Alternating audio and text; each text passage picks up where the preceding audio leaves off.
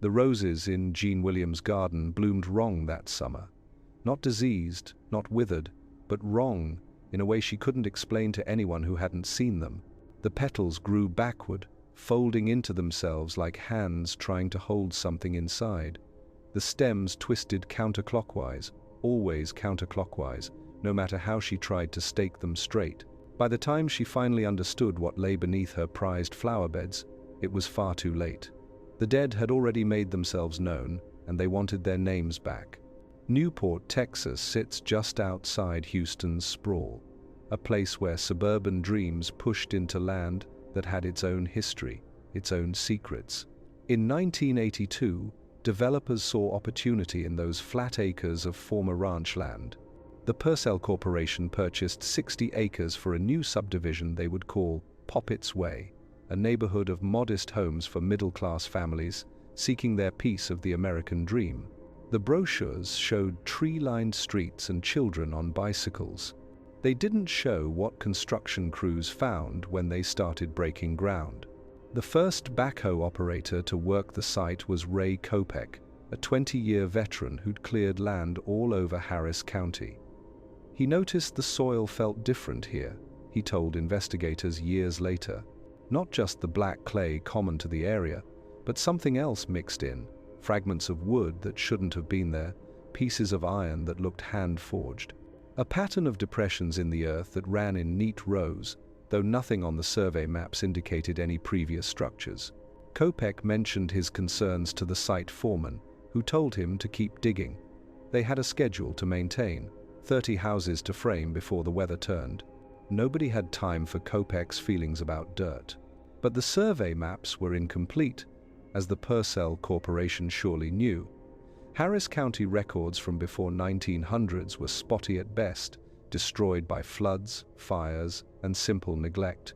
What those records missed was a piece of land called Black Hope Cemetery, a burial ground used from the 1840s through the 1930s. Most of the people laid to rest there were formerly enslaved persons and their descendants, freed after the Civil War but still working the same land as sharecroppers. No headstones marked their graves. No fences defined the boundaries. Just wooden crosses that rotted away, and memories that died with the last people who knew their names. The Williams family moved into their new home on Poppit's Way in early 1983. Ben and Jean Williams had saved for years to afford the down payment. Their daughter Tina was 12, just starting to care more about her appearance than her toys. Their son Michael had just turned 8, still young enough to be excited about having his own room. The house smelled like fresh paint and new carpet. Jean planted roses along the back fence that first spring, already planning the garden that would become her pride. For 6 months, life on Poppit's Way unfolded exactly as the brochures had promised. Children rode bikes in the cul-de-sac. Neighbors barbecued on weekends.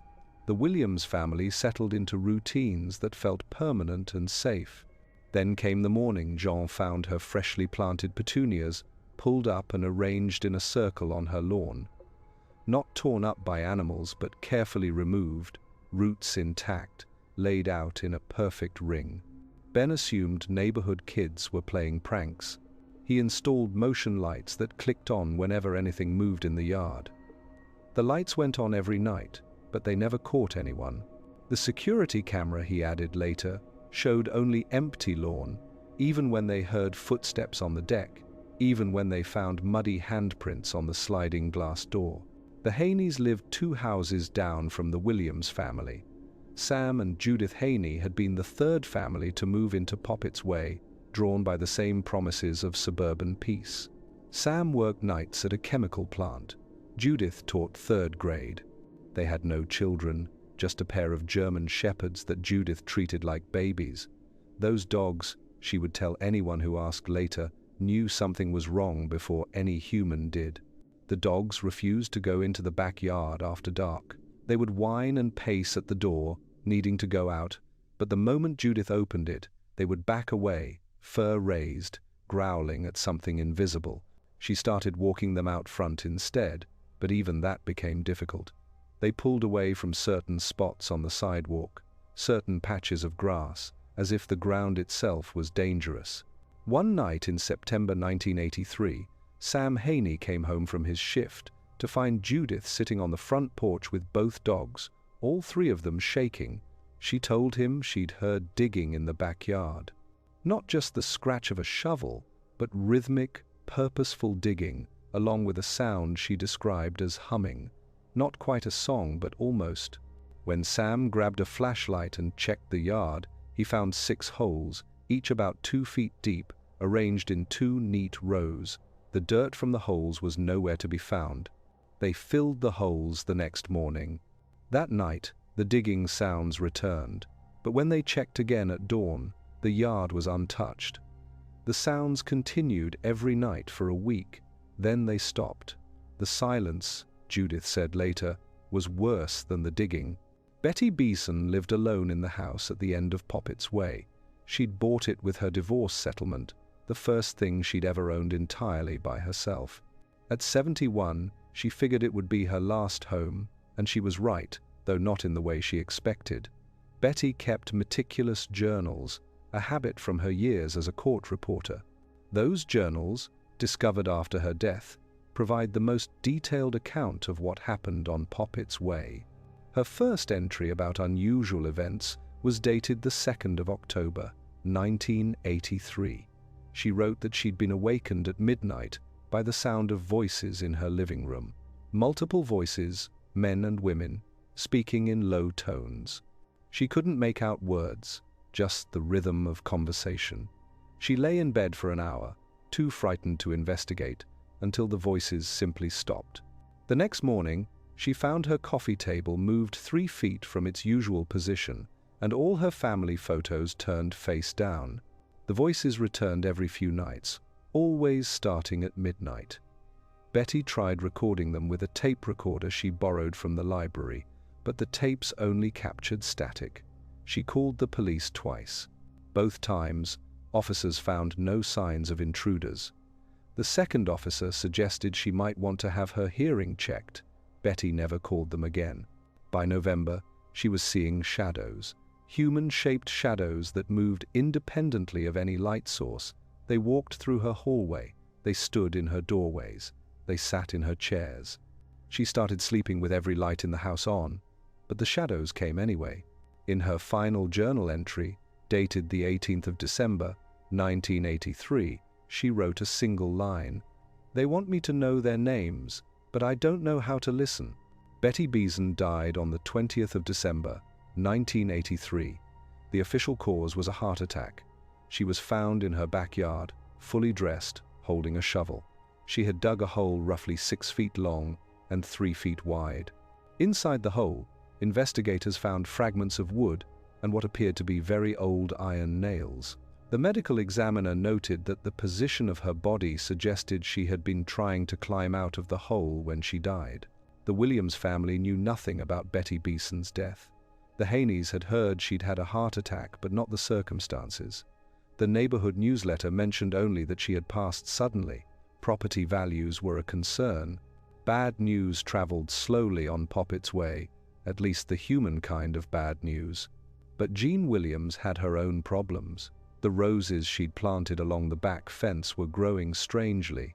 The blooms faced the ground instead of the Sunday. The leaves curled inward. When she tried to dig them up to replant them, her shovel hit something hard about 3 feet down. Not a rock or a pipe, but something that gave slightly when she pressed, like compressed earth around something hollow. She decided to leave the roses alone. Tina Williams started having nightmares that fall. She dreamed about people standing in her room, watching her sleep. The people in her dreams wore old-fashioned clothes, she told her mother. Long dresses for the women, overalls for the men. They never spoke, just stood there with sad eyes, waiting for something. Jean told her it was just bad dreams, probably from watching scary movies at sleepovers. But she started checking Tina's room at night, and twice she thought she smelled something floral and musty, like flowers left too long in a vase.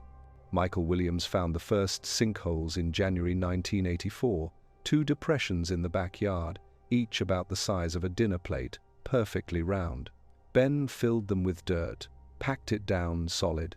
The next morning, the depressions were back, slightly larger. He filled them again, this time adding gravel for stability. Within a week, they had grown to 3 feet across.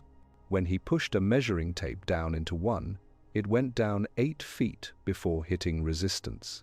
The television in the Williams house started changing channels on its own, always to static, but if you listened carefully to the static, Jean swore you could hear voices, whispers maybe, or singing.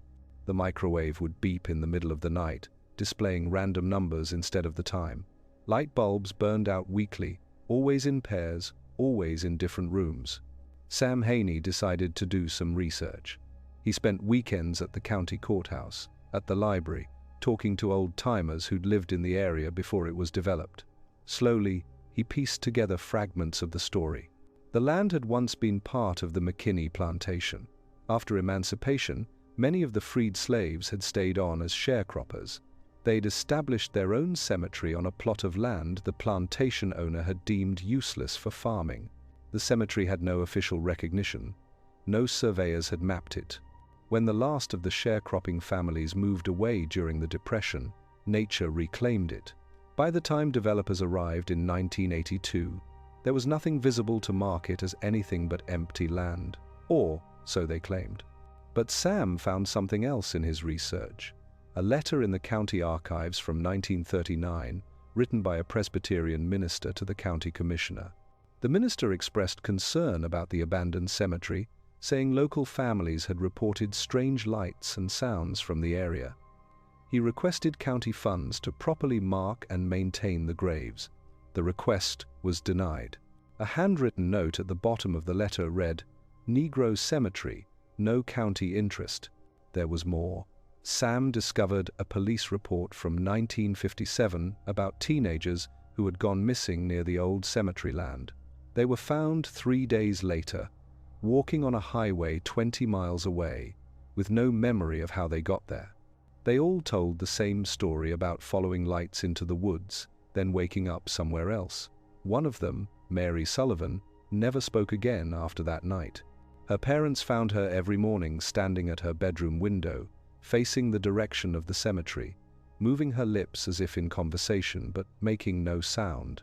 In 1968, a geological survey team had noted unusual magnetic readings in the area. Their equipment consistently malfunctioned at certain spots, compass needles spinning wildly, metal detectors screaming, even though nothing was found when they dug. The team leader wrote in his report that the land felt unstable, not geologically, but in some other way he couldn't define. He recommended against any development. His report was filed away, unread by the Purcell Corporation or anyone else until the lawsuit brought it to light. A construction worker who had helped build the first houses on Poppit's Way came forward during the trial. Roberto Chavez testified that he and his crew had found bones while digging foundations, not just a few, but enough to fill several wheelbarrows. The foreman had ordered them to keep quiet, promising bonuses if they did, threatening their jobs if they didn't. They had dumped the bones in an unmarked location that Chavez could no longer remember. He said he still dreamed about those bones, about the small ones especially, the ones that had clearly belonged to children. Sam Haney brought his findings to a neighborhood meeting in February 1984. Only 6 families attended. Some neighbors didn't believe in what they called ghost stories. Others had already decided to move and didn't want talk of a cemetery affecting their property values. The Purcell Corporation had threatened legal action against anyone spreading what they called malicious rumors about the development. But the 6 families who attended that meeting all had stories. The Millers described finding their 2-year-old son having conversations with someone invisible in his room, calling them the underground people. The Washingtons had watched their swimming pool drain completely overnight, 3 times, with no visible leaks. The pool company couldn't explain it. The Palmers showed photographs of their house where strange shadows appeared, shadows that looked unmistakably like human figures. The Millers' son, Brandon, continued his conversations with the underground people for months. His mother, Linda, started writing down what he said. The underground people told Brandon their names. Joseph, who had been 12 when he died. Annie, who was 8.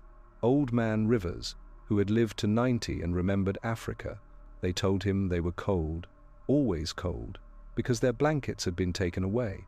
They told him about the songs they used to sing, and Brandon, who had never heard a spiritual in his life, would sing these complex melodies word perfect.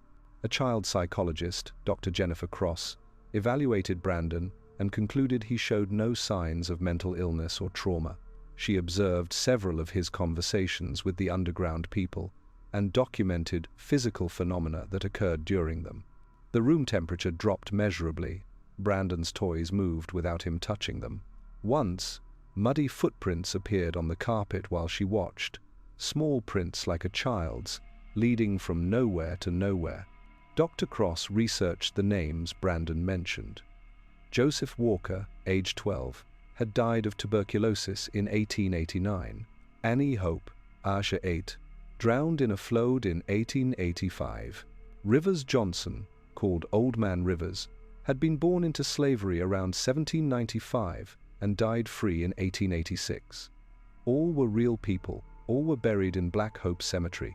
Brandon Miller was 2 years old and couldn't read. His parents had never heard these names until their son spoke them. The Palmer family's photographs became evidence in the lawsuit. They had taken hundreds of pictures at their housewarming party. In the developed photos, translucent figures appeared among the guests. Not blurs or double exposures, but clear human shapes in period clothing. One photo showed a woman in a long dress, standing beside Mrs. Palmer, her hand resting on Mrs. Palmer's shoulder. Mrs. Palmer remembered feeling unexpectedly cold at that moment, as if someone had opened a freezer beside her. The meeting ended with a decision to hire a researcher to investigate the history of their land. They pooled money to pay for a professional genealogist and a ground-penetrating radar survey. They wanted proof of what they already suspected. The radar survey took place on the 10th of March, 1984. The technician, a man named Carl Dorset, who usually worked on archaeological sites, started in the Williams' backyard. Within an hour, he had identified at least 25 underground anomalies consistent with burial sites. The graves appeared to extend under 3 houses and into several other yards. Some were adult-sized, many were child-sized. Dorset expanded his survey over the next 2 days. He estimated that the entire cemetery contained between 60 and 100 graves. Most were unmarked, but some showed signs of wooden coffins or burial shrouds. The arrangement suggested family plots, with smaller graves clustered near larger ones. The cemetery boundaries extended well beyond Poppit's Way, possibly under a dozen homes. The families took Dorset's report to the Purcell Corporation. The company lawyers responded that ground anomalies proved nothing. Old trees left root systems that could look like graves on radar. Previous agricultural use could create regular patterns in the soil. Without physical evidence, they maintained, there was no cemetery. Jean Williams decided to provide physical evidence. Against her husband's wishes, she hired a backhoe operator to excavate a section of their backyard where Dorset had identified 2 graves. On the 20th of March, 1984, with several neighbors watching, the backhoe broke through into a hollow space 8 feet down. Inside were the remains of 2 wooden coffins, mostly rotted away, and bones that the medical examiner would later confirm were human. 2 adults, the examiner said, buried sometime between 1880 and 1920. The discovery made the local news. The Purcell Corporation issued a statement expressing surprise and promising to work with authorities to handle the situation respectfully. They offered to pay for the remains to be relocated to a modern cemetery. The Williams family just wanted their yard restored. It seemed like a resolution was possible. Then the activity escalated. The night after the excavation, every family on Poppit's Way reported disturbances. Doors that had been locked were found standing open. Television sets turned on by themselves, all tuned to static, volume at maximum. The Millers found every piece of furniture in their living room pushed against the walls, leaving an empty space in the center of the room. The Washingtons woke to find every faucet in their house running. At the Williams house, Jean woke to the sound of someone walking in the hallway. Heavy footsteps, work boots on wood. She woke Ben, and they listened together. The footsteps went from one end of the hall to the other, paused, then returned. This continued for an hour. When Ben finally got up to investigate, the footsteps stopped. He found muddy footprints on the carpet, footprints that led from nowhere to nowhere.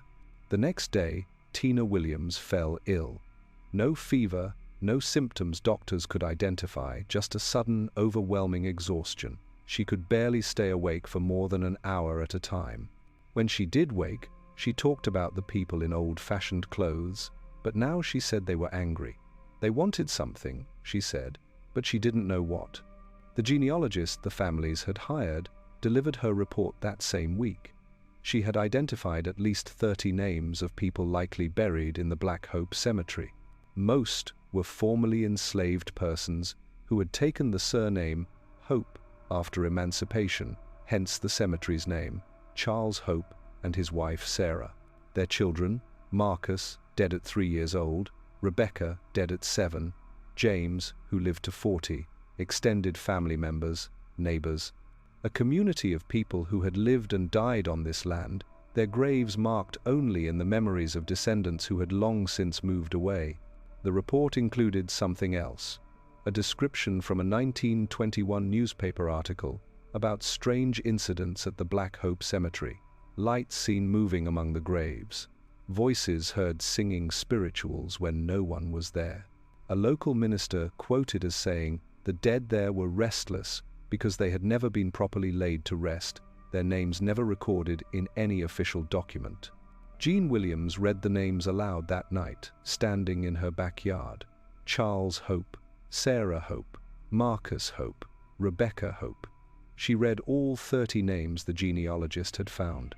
She thought if the dead wanted their names remembered, she could at least give them that. Nothing changed. If anything, the disturbances grew worse. The Haneys decided to move in April 1984. They put their house on the market far below its value, just wanting to escape. The first potential buyer backed out after spending one night in the house while the Haneys were away. He wouldn't say what happened, just that he couldn't live there. The second buyer, an investor planning to rent it out, bought it sight unseen. Within a month, 3 different rental families had moved in and immediately back out. One family lasted only 6 hours. They arrived at noon and were gone by sunset, leaving half their belongings behind rather than stay long enough to pack properly. When Judith Haney called to ask what had happened, the wife would only say that some houses weren't meant for the living. Michael Williams stopped sleeping in May. He would doze off normally, then wake within minutes, screaming about someone touching his face with cold hands. Ben and Jean tried letting him sleep in their room, but the screaming continued. They took him to doctors, to therapists, even to a priest. Nothing helped.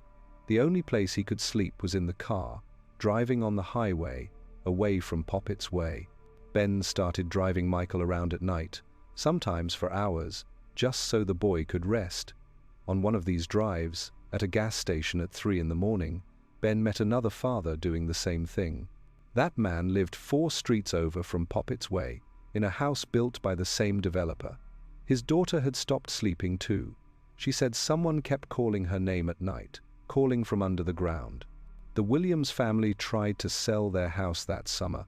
The real estate agent quit after her second showing. She said she couldn't sell a house where the walls whispered. Ben didn't know what she meant until he stayed home sick from work one day. Alone in the quiet house, he heard it.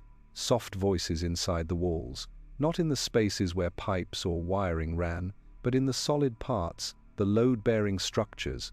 Conversations in a dialect he couldn't quite understand, punctuated by sounds that might have been crying or might have been singing. They couldn't afford to move without selling. They couldn't sell because word had gotten out about Poppit's Way, the newspaper articles, the excavation, the families fleeing in the night. Property values plummeted. The Purcell Corporation filed for bankruptcy, its executives unreachable.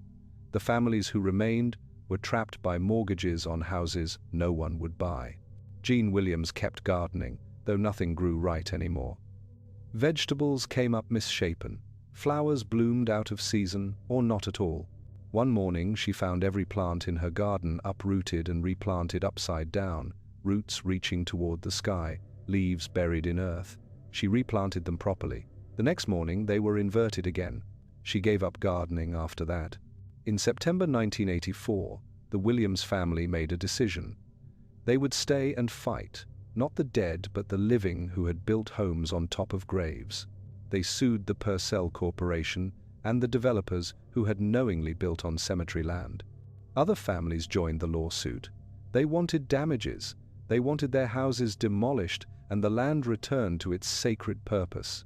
The lawsuit revealed what many had suspected. The Purcell Corporation had known about the cemetery.